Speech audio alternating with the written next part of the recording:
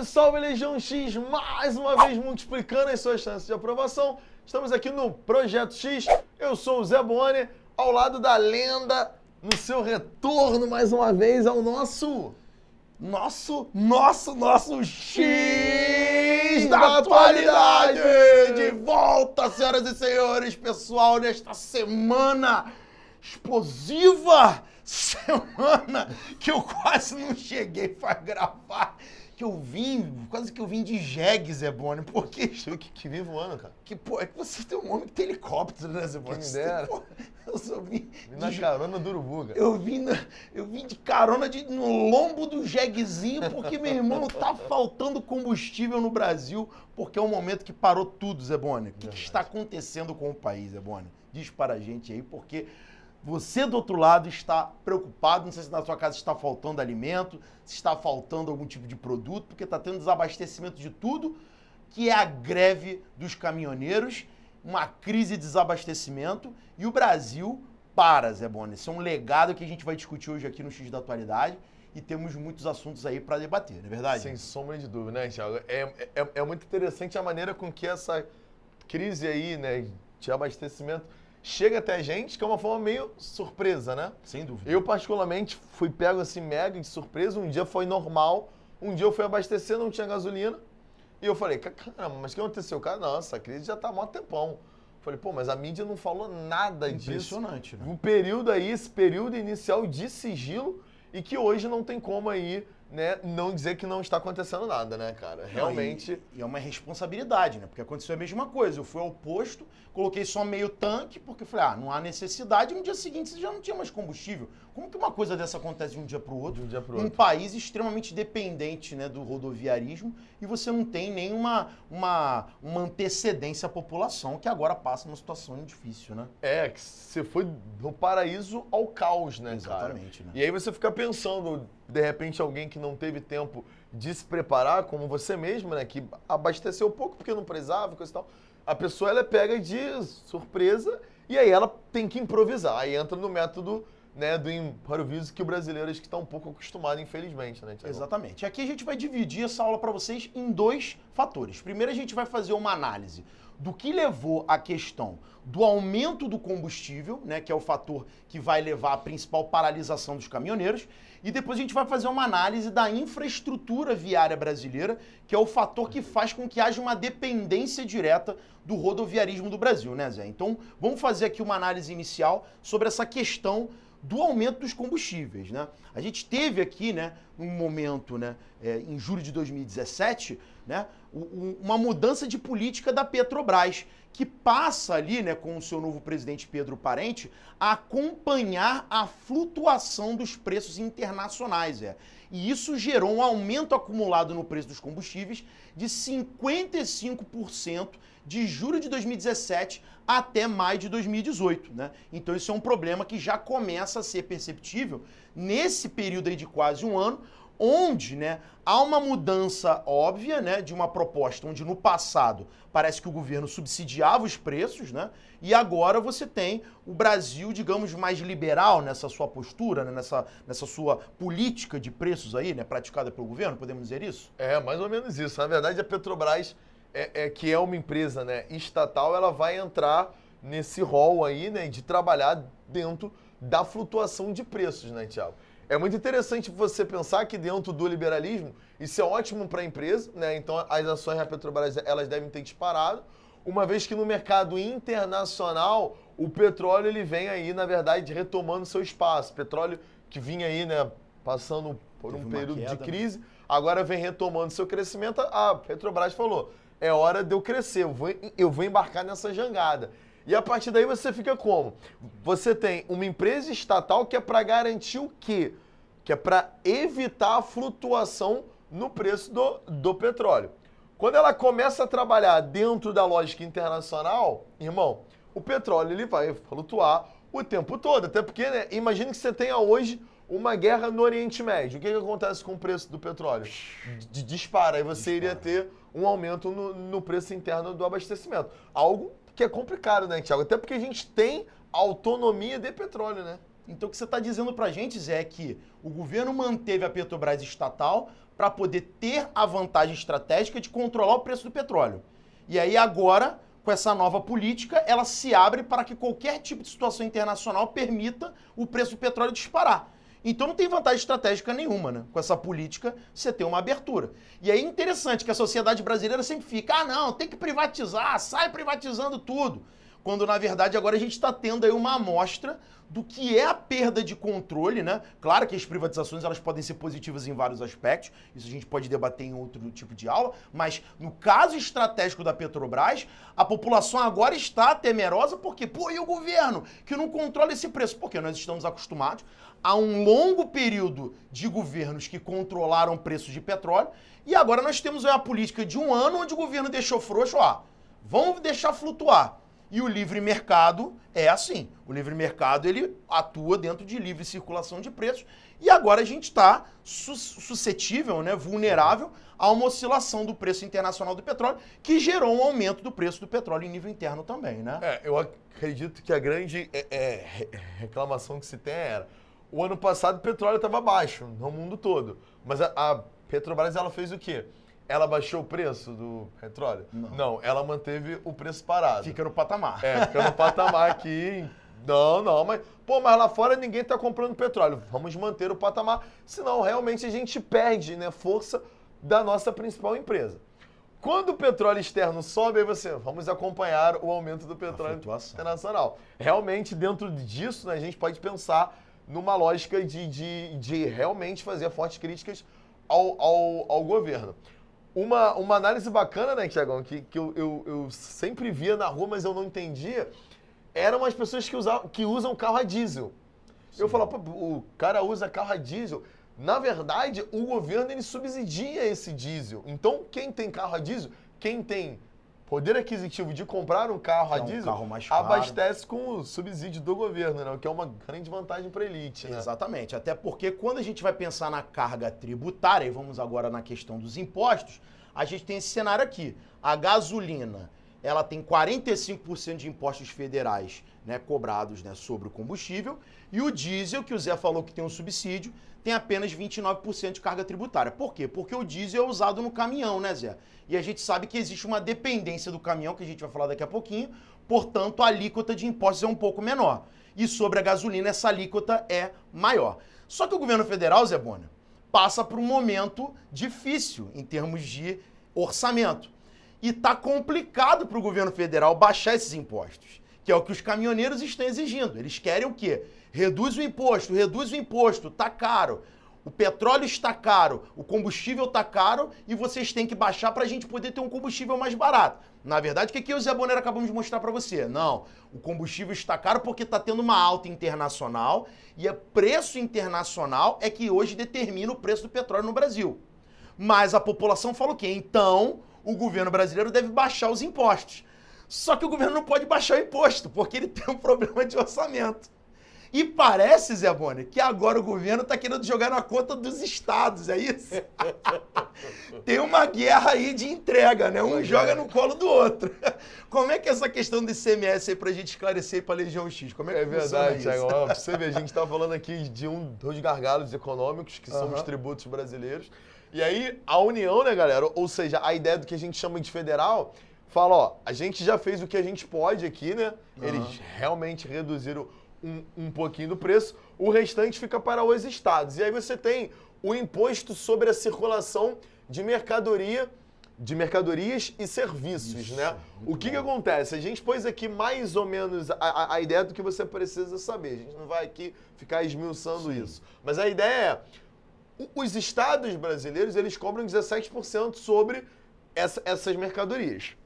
São Paulo, o estado do Paraná e Minas Gerais cobram 18%. E o Rio de Janeiro, né, Thiago, que já está entre as cidades mais caras do mundo, cobra 19%. É o mais caro, sim. O mais caro. O que a União está pedindo? Está pedindo para que os estados reduzam, né, o ICMS para 16%. Aí, vamos lá, Thiago. Para esses caras aqui vai ter perda? Vai, de 1%. O problema é que para esse cara aqui são 3%. Para esses são 2%. Aí você vai ter problema de arrecadação do estado. Sobretudo no Rio de Janeiro, que é um estado que está quebrado. que está com graves problemas econômicos, que não quer abrir mão dessa questão, né? E é o estado mais importante, cara. Tem 80% da produção do petróleo brasileiro. Exatamente. Então é esse cara aqui que tem que dar a gente essa resposta imediata, né, Thiago? Exato. Então é uma situação bastante complicada quando se refere a esse jogo tributário. Então fica um jogo de empurra e aí você percebe porque parece que esse jogo não anda, né, Zé Bonner? Porque fica um jogando a responsabilidade pro outro, as decisões não avançam e os caminhoneiros estão parados, porque realmente o caminhoneiro hoje, Zé, ele tem um ônus. É um ônus de um combustível caro, é um ônus de uma série de tributos que faz com que o lucro dele hoje no frete fique muito baixo, né? Até porque uma rodovia que tem um estado o quê, né, Thiago? Um estado bem precário, Bastante precário, né? E aí nos leva à fase 2 aqui da nossa apresentação, que é a gente falar um pouquinho da nossa infraestrutura. Diretor, se eu sair aqui da tela, por favor, me avisa, tá? Estou saindo aqui, diretor nosso Martin Scorsese nos avisa sempre aqui, mas estamos aqui para apresentar para vocês um quadrinho sobre os países, comparando o Brasil com os países do BRICS, mais o Canadá e os Estados Unidos. Em relação ao quê? Qual é a nossa ideia aqui, pessoal? Comparar o rodoviário, o ferroviário e o hidroviário, tá? Aqui a gente colocou as porcentagens dos transportes, quanto de carga, tá? Percentualmente cada modal representa. E aqui a extensão média, né, das vias que cada país apresenta, tá? Então aqui, Zé, a gente vai fazer uma análise com vocês. Zé, eu vou apresentar aqui as estatísticas e aí você faz alguns comentários com a gente. O Brasil, ele tem, no rodoviário, 58% das cargas transportadas por caminhão.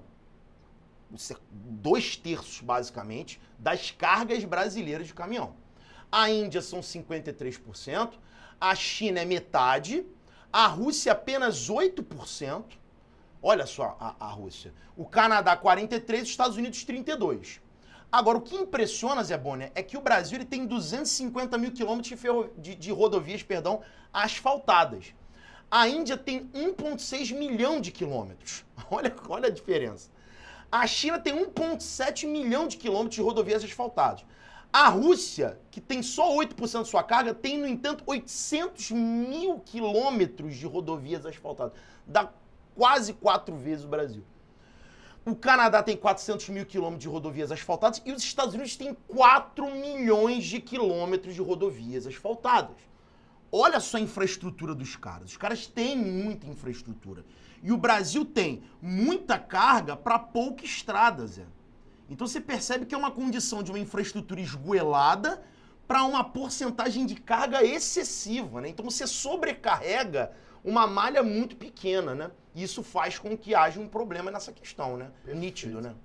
Thiago, a gente precisa aqui só, de repente, para justificar alguns alunos, por que a gente escolheu esses países? Em primeiro lugar, nós temos aqui os BRICS, como o Thiago já falou, mas ao mesmo tempo, galera, são países, né, Thiago, que tem uma extensão territorial muito grande. Muito bom. Então, por isso que você bota eles aqui para analisar. Quando falar, você quer analisar com o Canadá e com os Estados Unidos? Não é isso. Nós estamos aqui falando dos países mais extensos da Terra.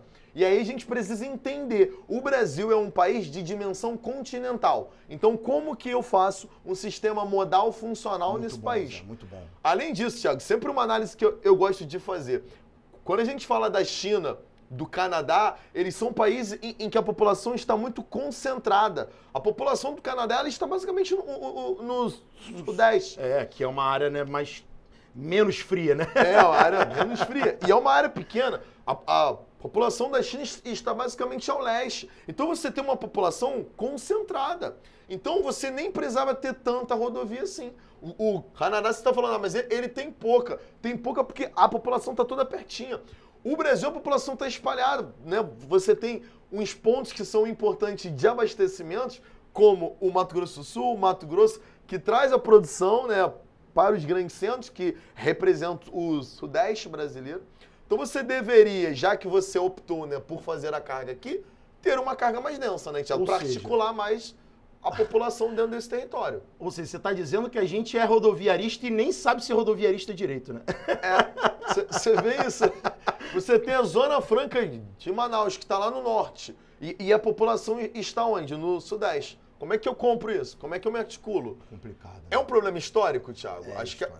É histórico, porque isso aqui remete, né, ao período ali do nosso querido JK, né? Que eu não gosto muito de ficar jogando pedra no JK, porque o cara já tá morto, né? O cara trabalhou com esse modelo há muito tempo. Mas, né, Zeboni, a gente precisa associar àquela década de 50 o processo ali de forte abertura e a criação de um modelo, né, de infraestrutura viária nacional pautado nas montadoras estrangeiras. Perfeito. Onde você adaptou, né, um projeto, como você falou, de um país de dimensões continentais, que você precisava de uma integração, você cria uma capital no interior, né?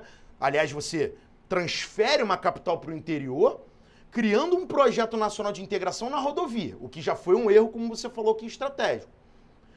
Mas você pauta isso num capital internacional, né, que vem para o Brasil com montadoras e que começam ali a forçar a construção de rodovias e a fabricação de automóveis. Então se torna um vício, né? Perfeito. A gente cria no Brasil um modelo viciado numa estrutura viária rodoviarista, né? E os outros modais, eles acabam sendo deixados de lado, né, Zeboni? Isso aí é nítido, né? E esse sistema internacional, ele fala, ó, eu compro o que você tem, mas você tem que trazer até o porto. E aí, como é que você leva isso até o porto? De caminhão. Você pode piorar isso? Pode. Você está num país que é tropical, que é muito quente, é muito chuvoso. E aí, meu irmão, o asfalto não aguenta esse processo de dilatação e contração e de umidade. É o fim, né, Thiagão? Agora, a rodovia, né, é rápida de construir, né? É barata para construir. Eleitoreiramente, politicamente, né, Zeboni? É uma obra que tem um apelo, qualquer político faz uma rodovia, então isso gera ali um chamariz político interessante e isso acaba tendo, né, essa facilidade, né, de expansão, né, de vascularização. Então o Brasil rapidamente vai ter uma ramificação de estradas em nível muito, muito acelerado, o que não acaba acontecendo com outros modais. Então a gente vai ter a partir da década de 50 uma explosão do processo rodoviarista, o que não acaba sendo feito nas outras modalidades, o que é uma péssima opção para, né, um país de dimensões continentais. Se a gente for comparar energeticamente, né, pessoal, o que se gasta energeticamente em relação à rodovia é cerca de 4 vezes mais do que se gasta em ferrovias e 10 vezes mais do que se gasta em hidrovias. Então, assim, né? Ainda tem o fator da poluição, né, Thiago? Tem a questão da poluição, né, o consumo de muita energia fóssil, depende do petróleo, que é a questão que a gente está vendo agora aí, porque aí tem desabastecimento petrolífero, aí a gente acaba tendo problema de deslocamento de carga, então tem toda uma problemática aí envolvida, né? Vamos só dar um break rapidinho aqui para a gente poder falar dos outros modais com um pouco mais de calma e a gente já volta. Pera aí, rapidinho. Então, Thiago, agora a gente vai falar do modal ferroviarista, é isso? Aí aqui a gente já entendeu um pouco da questão rodoviária, né? Mas lembrando que o ferroviário no Brasil, Zeboni, ao contrário do rodoviário, ele é ínfimo, né? Ele equivale a apenas 1/4 das cargas brasileiras, né? E tem uma extensão de apenas 31 mil quilômetros. O dado interessante sobre isso aqui, Zeboni, é que desses 31 mil quilômetros atuais de malha ferroviária, 10 mil quilômetros foram criados no período do Barão de Mauá. Ou seja, no século XIX. Nossa. Do século XX e XXI você tem 21 mil quilômetros. Ou seja, os investimentos nessa estrutura ferroviária foram muito pouco aplicados ao longo do tempo. Então a gente percebe que o Brasil vai ter um predomínio de investimento em rodoviário e pouquíssima expansão do ferroviário, que é o modal mais eficiente em nível terrestre. Por isso a gente tem esse problema atual das cargas brasileiras, né? Já que nós não temos, né, apropriadamente investido naquilo que é ideal para um país tão grande como o nosso, né? Se a gente for comparar com a Índia, por exemplo, né, que tem mais do que o dobro da nossa extensão de malha ferroviária, né? A China, que tem 86 mil quilômetros, a Rússia, que tem 87 mil quilômetros, mas tem 81% das cargas, isso aqui é maravilhoso, gente. Sonho, né? 81% das cargas russas vão ser transportadas de ferrovia, isso aqui é incrível. O Canadá tem 50 mil quilômetros de ferrovias, 46% das cargas, e os Estados Unidos têm 43% das cargas, e olha isso, Zeboni, 250 mil quilômetros de ferrovias. Aí a gente... Né, cara? Aí, isso aqui pra mim que é incrível, porque... Por que os Estados Unidos da América são a maior potência do mundo? Porque os caras têm 4 milhões de quilômetros de rodovias e 250 mil quilômetros de ferrovias. Ou seja, é infraestrutura, né? É uma questão de ter a base para a economia funcionar. Né? Você nunca vai ver o país deles parar por causa de greve de caminhoneiros, greve de ferroviários ou outra greve qualquer, porque há multimodalidade, como a gente diz na geografia, né, Zé Bona, para o funcionamento, né? Perfeito. E tem duas observações aqui que são bem legais, né, Tiago? Você falou aqui, né? Ou seja, do que nós temos, 1/3 foi feito pelo capital privado, porra, século XIX. Ou seja, você faz 10 mil por século, Thiago. É mais ou menos isso? Que isso, do cara? capital privado. E além disso, né, Thiago, se a gente for pegar a estrutura, só para comparar, aluno, pra você ter essa noção, esse sistema ferroviário nosso, eles chamam, né, de formato colonial. Sim. Ou seja, ele visa basicamente integrar centros de produções ao porto, né, Thiago? Que era a lógica do Mauá, né, Thiagão? Sim, A ideia era sim, isso, né? Aquele traçado leste-oeste, né, interior, Perfeito. porto, né? Que não interliga as regiões, ou seja, o Brasil continua com aquela lógica da economia de arquipélago, né, Zé? Onde você não tem, por exemplo, um trem Rio-São Paulo. Você não tem, entre as duas maiores metrópoles do Brasil, um trem que faça conexão. A última obra nossa que é a Ferrovia Norte-Sul, que é uma proposta de integração verdadeira, né? Porque você pega de São Paulo indo até o interior ali de Pernambuco, que é essa lógica, né, Tiagão? Integração. As ferrovias estadunidenses, galera, elas seguem a lógica de integrar para que o produto interno fique barato, né, Thiago? Sem dúvida. E aí você consegue fazer com que o frete seja verdadeiramente acessível e aí o chamado custo país, né, que é o custo logístico, Golaço. ele fica acessível, né, gente? Aí que o Zé falou, né, anteriormente da Zona Franca de Manaus. Você faz um produto lá na Zona Franca com um custo reduzido, né, que lá tem os incentivos, né, Zé? E aí você traz para as grandes metrópoles de consumo com um preço barato. Agora, trazer de caminhão, o custo vai continuar alto. Aí você, entendeu? Facilita essa vascularização, né? Ah, Thiago, mas pô, a aula de você sobre greve de caminhoneiros. Não, gente, na verdade a nossa ideia é atualizar você para explicar por que o Brasil parou de funcionar e como ele poderia funcionar melhor. Quais são os gargalos, né, Zé? Os entraves econômicos. E por que os outros países não padecem desses mesmos problemas. Né? A crise tá explicada aqui. A ideia agora é...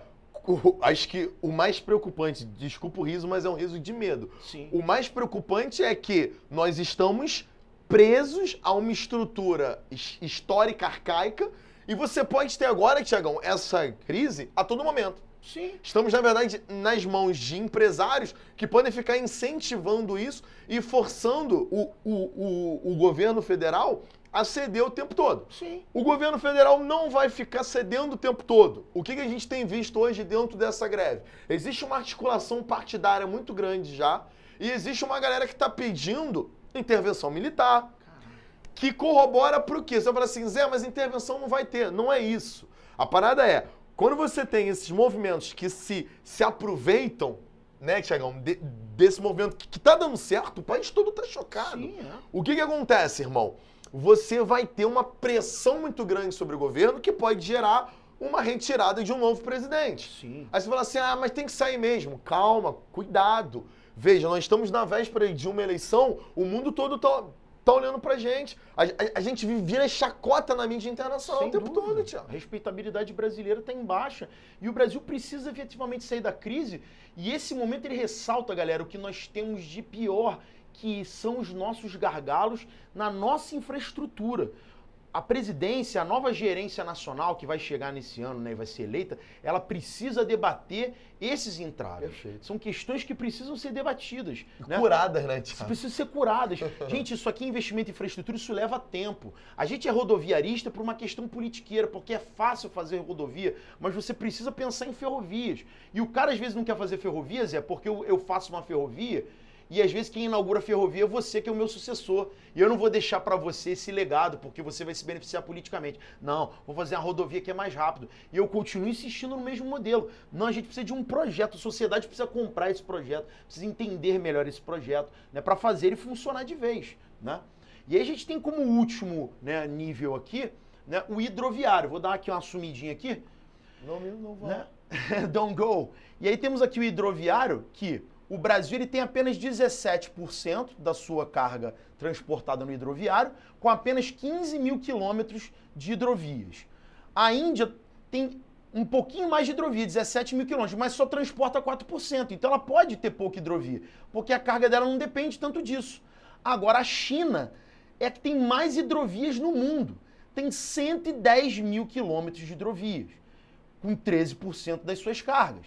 A Rússia, Zé, que tem rios congelados quase o ano todo, por causa do frio, tem 100 mil quilômetros de hidrovias e 11% de suas cargas. O Canadá tem só 0,6 mil quilômetros, perdão, 0,6 mil quilômetros de hidrovias, mas tem só 11% de cargas. Os Estados Unidos têm o triplo da extensão brasileira, 45 mil quilômetros de hidrovias e 25% de suas cargas. Então você percebe que o Brasil, na hidrovia, um país, Bonner, que tem bacias hidrográficas extremamente avantajadas, e aí eu sei que vem os especialistas, mas é a questão do relevo, mas o relevo é acidentado, mas as bacias não são interconectadas. Cara, nós temos uma série de hidrovias fantásticas que poderiam fazer muito melhor essa função. Temos a possibilidade da cabotagem, né, Zebona, que a gente pode dar uma comentada, e a gente não utiliza o transporte hidroviário da forma também como deveríamos utilizar, né? E aí, mais uma oportunidade também de um transporte que é 10 vezes mais econômico do que o rodoviário, né? Pensando que nós estamos falando a nível Brasil, que tem uma costa litorânea, né, Tiagão? Que a gente costuma direcionar aí pro aluno como a Amazônia Azul, Sim. que ela é muito extensa, né? Então, mais de 7 mil quilômetros, né? É uma coisa absurda você estar aí, de repente, menosprezando isso. Como o Thiago falou, o transporte fluvial, que é feito pelos rios, o lacustre, que é feito pelos lagos, e o de cabotagem, que são pequenas embarcações litorâneas, eles precisam ser incentivados. Até porque atende bastante a gente, né? Sim, sim. A população nossa está no litoral, então se você investe no cabotagem, você consegue, né, na verdade, resolver alguns problemas nossos, reduzir o preço do produto final, ou seja, resolver possivelmente uma crise de abastecimento. É muito favorável, né, Thiago? Eu só tenho hoje no Brasil 13% das cargas deslocadas na cabotagem, sendo que as grandes metrópoles brasileiras são próximas ao litoral, poderia fazer esse deslocamento. Agora não tem como, né? Eu pego o Porto de Santos, que é o maior porto em movimentação de cargas no Brasil, que é um porto, né, paulista. Porto de Itaguaí, no Rio de Janeiro, que é um porto também bastante moderno. Poderia fazer uma interligação entre Rio e São Paulo usando esses dois portos. Só que Santos teve um dado aí alarmante em 2012, um recorde negativo, onde o navio chegou a ficar 118 dias esperando para atracar, quase 4 meses, porque você tem uma fila de espera enorme, porque o porto está superlotado, está saturado. Isso é um custo diário absurdo. Um container chega a custar 60 mil reais parado num pátio, né, por dia, o custo para as empresas poderem operar isso daí. E esse preço você acha que vai para onde? Vai para o produto que você consome, vai para o frete que você paga. E o caminhão, né, Zé Bono, só transporta um container por vez. Você pega um navio aí de 20, 30 mil containers, são 20, 30 mil viagens de caminhão para poder descarregar um navio. Se eu tenho 100 navios, são 100 vezes 20, 30 mil. Ou seja, multiplica isso aí por N viagens de caminhão. Então não dá para o rodoviarismo sustentar isso, gente. Eu preciso de outros modais participando dessa estrutura. Agora, para a gente amarrar esse final, Zé Bono, já que o que está também preocupando o brasileiro é essa questão do combustível, o que não dá para entender, isso é uma coisa que me dá coceira no espírito, é como que se transporta combustível, Zé Bono, de caminhão, se inventaram o duto, Zé Bono, que é o cano, o tubo. Gente, ó, tubo. Você leva petróleo do Mar Negro na Rússia, hoje os caras querem levar até a China. Os caras fazem lá do Oriente Médio até a Europa. Os caras cruzam continentes com gasodutos e oleodutos. E aí, Zé Bono, vou deixar até para você fazer um comentário, mas só apresentar aqui para a galera. O Brasil ele tem 19 mil quilômetros de dutos. A China tem 87 mil quilômetros de dutos. A Índia tem 35 mil quilômetros de dutos. A Rússia, 260 mil quilômetros. Agora, olha isso. Os Estados Unidos têm 2,5 milhões de quilômetros de dutos. Essa é a realidade discrepante entre o Brasil e o resto do mundo. E o Brasil, nesses dutos, né, Zé Bono, até você vai comentar, utiliza muito mais para o gás do que para qualquer outra coisa, né? Então, aqui para a gente poder amarrar um pouco essa ideia final, né? Perfeito. Antes disso, né, galera, se você quer esses dados aí, se você quer ter esses dados aí, vai no nosso Instagram, esse quadro tá postado lá, no @ProjetoXEdu, e segue a gente, já que você já está aí tirando essa informação maravilhosa, até para você debater com seus familiares. Projeto X Edu em tudo. Face, Twitter, Insta e na vida. Beleza. Pô, Thiago, isso aqui a gente chama de transporte invisível, né, cara? Eu fiquei impressionado com os dutos, cara. Pô, tem algo que está surgindo ali. Mas assim, o gasoduto, ele impera hoje, você pode ver que aí na maioria dos estados o gás, ele está sendo aí, né, na verdade, ainda comercializado, mas por conta de um projeto muito pessoal, né, Thiagão, que nós temos aqui com quem? Tem um país que fornece isso pra gente. A Bolívia, né? A Bolívia fez um acordo nos anos 90, né? O Gasbol, que é um gasoduto de mais de 3 mil quilômetros de extensão, criado durante o governo Fernando Henrique Cardoso, né? Por isso que a gente ainda tem um fornecimento de gás que ainda é bastante avantajado para as indústrias, né? Ainda estão produzindo, também para o transporte, né?